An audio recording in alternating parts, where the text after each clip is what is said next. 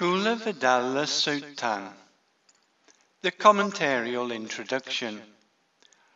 After the Gracious One completely awakened to perfect awakening, turned the auspicious Dhamma wheel, instructed Yasa, the son of a good family, arrived at Uruvela, and there instructed the 1,000 yogis, and together with the former yogis, who were now pollutant-free monks, went to Rajagaha. He preached Dhamma to King Bimbisara and the assembly of 12 myriads who had come in order to see the awakened one. From that 12 myriads who came together with the king, 1 myriad announced they were devotees, and 11 myriads were established in the fruit of stream entry along with King Bimbisara. This devotee Visakha was one amongst them.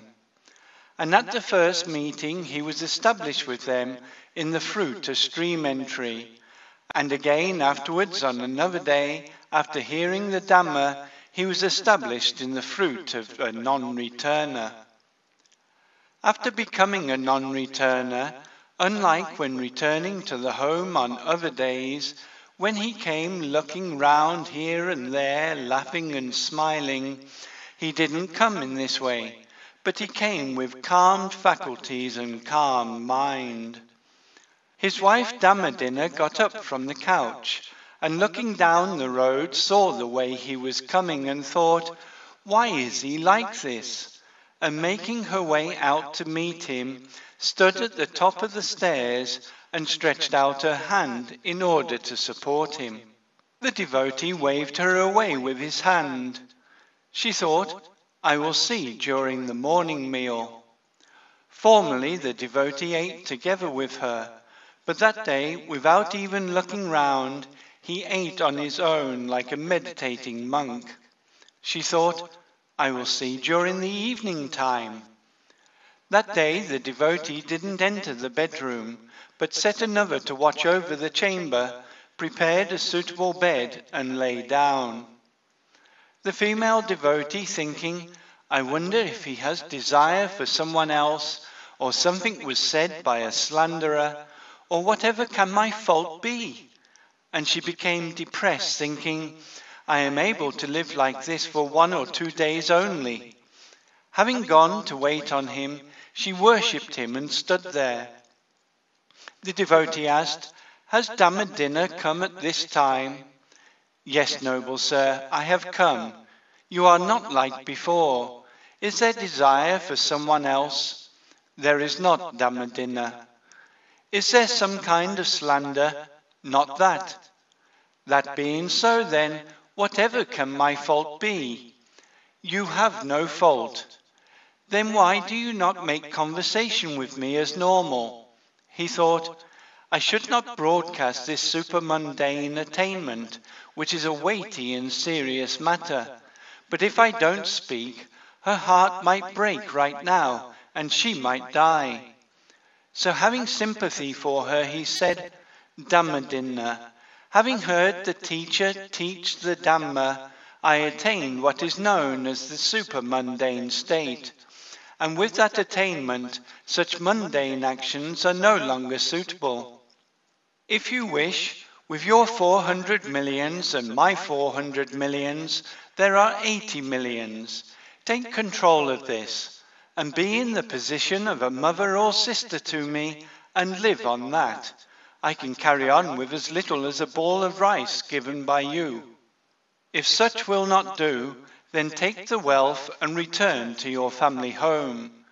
Or if there is no one else you desire, I will place you in the position of a sister or a daughter and look after you."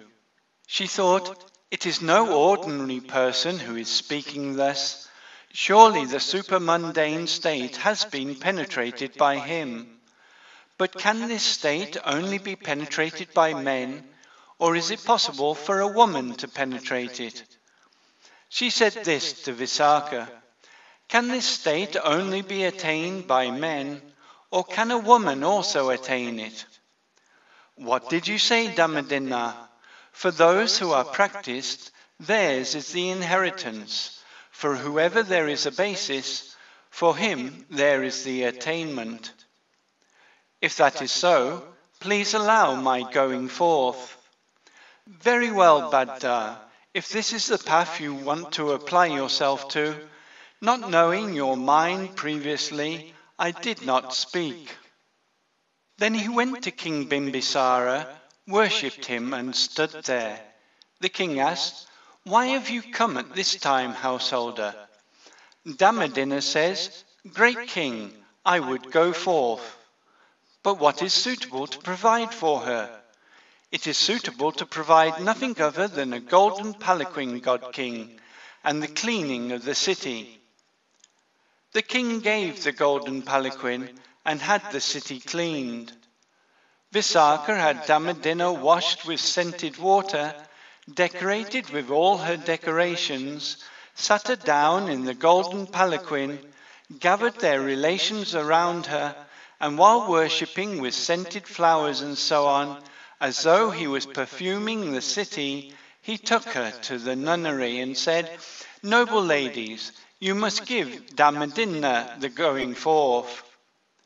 The nuns said, "Householder, it is suitable to bear with one or two faults." "There are no faults at all, noble ladies. She goes forth out of faith." Then one learned elder nun informed her about the fivefold meditation subject beginning with skin, shaved her hair, and gave her the going forth. Visakha said, "Rejoice in the well-taught Dhamma, noble lady," then worshipped her and departed. From the day she went forth, many gains and much honour arose to her. Because of that, there were obstacles and no chance to develop the ascetic practices. Then taking the elder nuns who were her teacher and preceptor, she went to the countryside, made them explain the 38 meditation objects that delight the mind, and she began to develop the ascetic practices.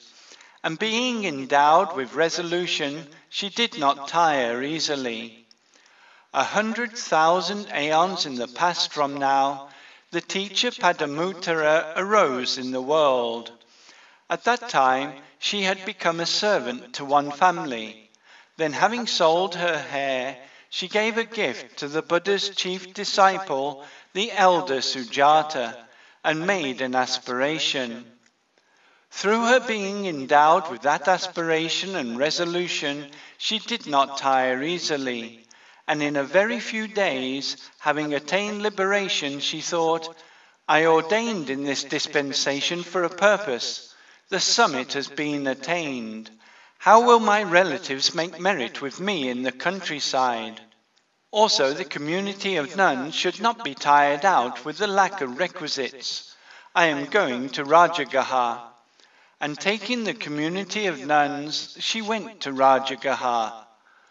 Visakha, having heard, Dhammadinna has come, it seems, thought, not long after her going forth, she went to the country, and not long after going, she returns again. What can be up? I will go and see. And he came to the nunnery with a second person. And he thought this, it seems, "Do you take delight, or do you not take delight, noble lady?" But this sort of questioning is not for a wise man. So having brought up the 5 constituents of mind and matter that provide fuel for attachment, I will question her with a question. By her answer to the question, I will know whether she has delight or no delight.